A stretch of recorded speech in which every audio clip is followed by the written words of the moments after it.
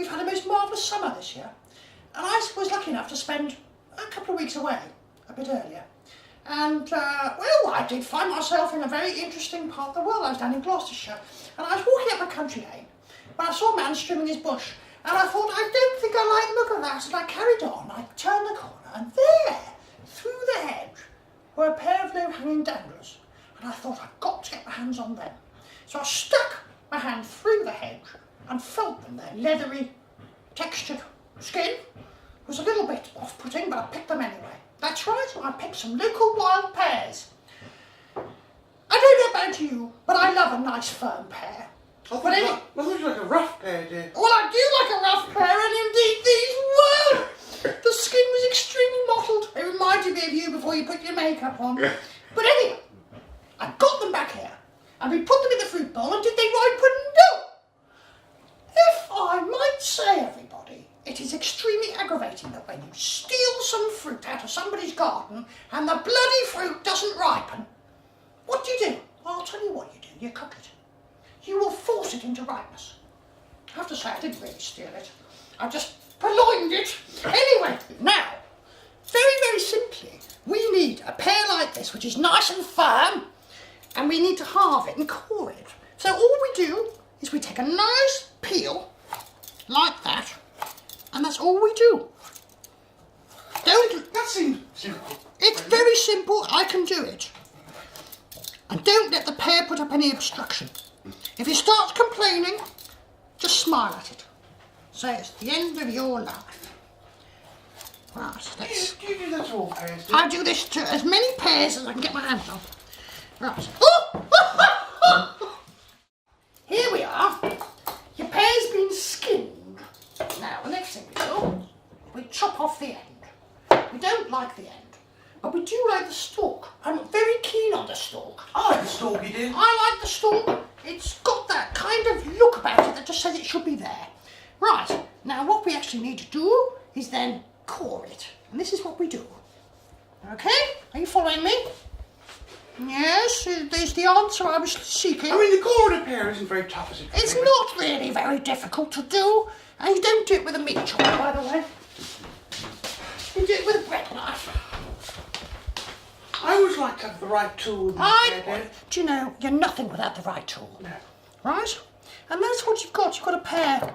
And you just lie it face down in the bowl, like that. Okay? And there we go again.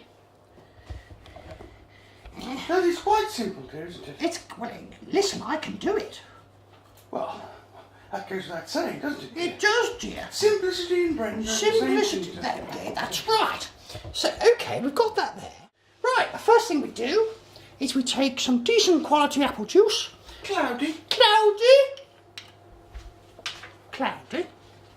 And we pour in 500 millilitres, or thereabouts. I might say that was thereabouts. I would, dear. Shall we? Take that away, would you? Right. And then we turn the oven on to a low simmer. I think it's the hob, dear, but that's just a technicality. I like your technicalities. And we're going to make sure the soft brown sugar actually really is soft.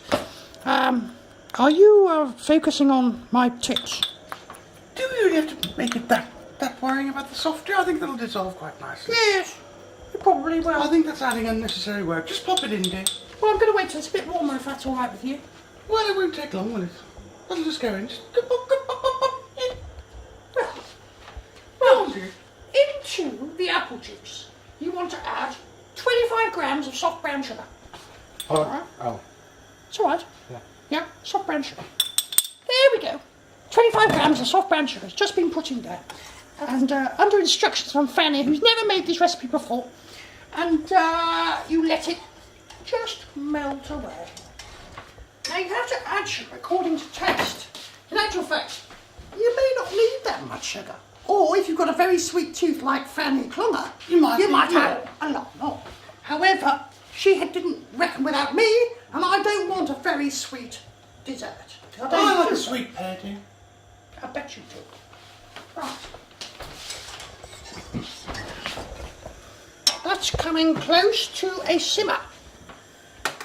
What happens when we get there, dear? We add the butter. Oh, that's That'd be nice. We're actually making a caramel, really. Oh. Yes. You do have a croaky voice today. Oh, I see. Yes. Can I ask why? I wouldn't like to say to you, it might offend some No, people. well, it'll certainly offend me. As I say, this is a wonderfully simple dish. And as a light pudding goes, certainly where the digestion's concerned, it's actually a delight. You literally put it on, and within half an hour of making it, you're eating it. Most of which is in the oven, isn't it, dear? Yes, most of which is in the oven. Although I would say you've done a lovely job with these other ones. Haven't I just? Yes, in order to stop boring our viewers, you made this early, I noticed. Did you put a little bit of lemon juice to stop them going brown? Possibly. Yes, I think you did, didn't you? Who's making this? You may well ask. There's always some bloody know-all. 2 minutes in, and we've got to a point where it's a low simmer. You don't really want it to boil, you just want it on a low simmer. And what we're going to do now is add 100 grams of salted butter. Yes, we are. We're making a lovely caramel. Well, not really a caramel. What would you call it, a I've syrup? got a butter sauce, really. A butter sauce. The butter has a nice glossiness to it. Yes. A richness, of course, but... Yes. Not really. Once we add the creme fraiche, it'll be a bit of a caramel, won't it? No, not really, no. No. If anyone knows the swift and undetectable way of murdering somebody, would they let me know? Twitter, Brenda Gateway at Twitter. Tweet me. I like nothing more than a good tweeting. I'm now turning this down because it's going to start boiling. We don't want it to boil. We just want a very low simmer. Yes, we do. Right, and now for this last part, I'm going to add a teaspoon of ground cardamom and a sprinkling of ginger. Again, it's really a spicing to your taste, but this combination works for me. How did you get the cardamom to that stage, dear? Well, what I did was I took some cardamom pods and I ground them up in my pestle and mortar. And I ground them up, and they're really rather nice. Do you want to have a sniff of that, cameraman? What do you think? Yes. So you took the little husks off, I took the husks off and I ground them down. and the little black seeds in the middle, you sort of just... I ground them. Right, okay. Right, there we go. Into the sauce it goes. Have we got that? Doesn't look very pretty at this stage, but let's face it, Fanny's never looked good at any stage.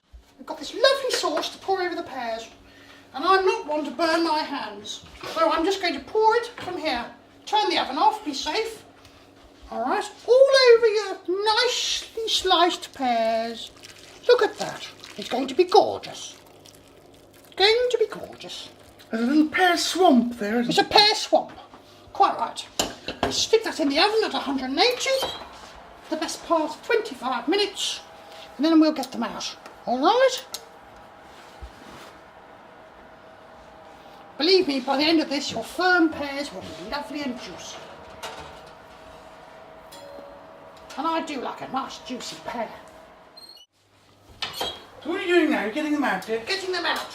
Look at those, they look lovely. Look at those! Yes, they're delicious. Now, do you know what I'm going to do now? I'm going to add 150 millilitres of creme fraiche. And this is what makes it a real luxury. Yes? Don't I do it with the most amazing finesse? I do. I notice you're not all clamouring to agree with me. I don't think you sort of spread it like that. I think just nice little blobs, Well, I wish Yes. you would just shut up sometimes. But anyway, All right. it'll be gorgeous. Do you understand If that? you insist, dear, with the thumb screws on. You always know better, don't you? Anyway, whatever, whether they're blobs or whether they're done like this. I think just leave it like that. Looks Yes, like it doesn't fit. I'll give you Then that, what dear. we'll do is we'll put it back in the oven for another 5 minutes. Oh, it's smelling marvellous, actually, I have to say. But then I did make it. There we go. Stick that in there. Right, I've now got another 5 minutes and it'll be ready to serve. Sometimes I really amaze myself. Yes, it's all nag, nag, nag. Oh, are we filming? Yeah, right. Right, you finished nagging me? Yes, no. Right.